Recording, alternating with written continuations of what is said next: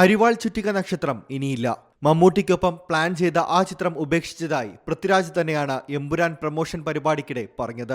അമൽ നീരദിന്റെ സംവിധാനത്തിനുള്ള ഒരു ചിത്രമായിരുന്നു ഉപേക്ഷിച്ചത്. പല കാരണങ്ങളാൽ മുടങ്ങിപ്പോയ ചിത്രമാണതെന്നും തനിക്ക് ഒരുപാട് ഇഷ്ടം തോന്നിയ ഒരു പ്രമേയമായിരുന്നു അതെന്നും പൃഥ്വി പറയുന്നു. മുടങ്ങിപ്പോയ ചിത്രത്തെക്കുറിച്ച് പൃഥ്വിരാജ് വെളിപ്പെടുത്തിയതും ആരാധകർ ഇപ്പോൾ ചർച്ചയാക്കുകയാണ്. ഇതിനോടകം പുറത്തിറങ്ങിയ മറ്റു ചില സിനിമകളിൽ ആ കഥാപശ്ചാത്തലം ഉണ്ടായതിനാൽ തന്നെ ഇനി അത് സംഭവിച്ചേക്കില്ല എന്നും സ്ഥിരീകരിക്കുന്നുണ്ട് പൃഥ്വിരാജ്.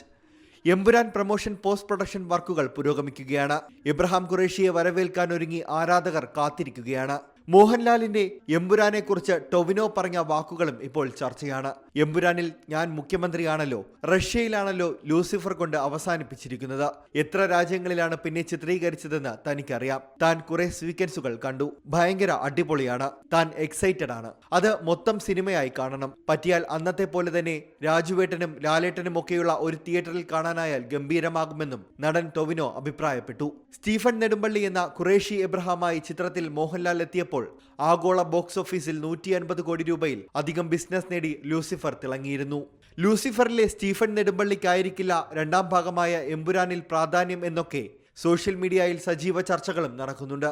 മലയാളത്തിന് പുറത്തെയും താരങ്ങൾ മോഹൻലാൽ ചിത്രത്തിൽ ഉണ്ടാകുമെന്നതാണ് റിപ്പോർട്ടുകൾ സൂചിപ്പിക്കുന്നത്. Entertainment desk, C Malayalam news.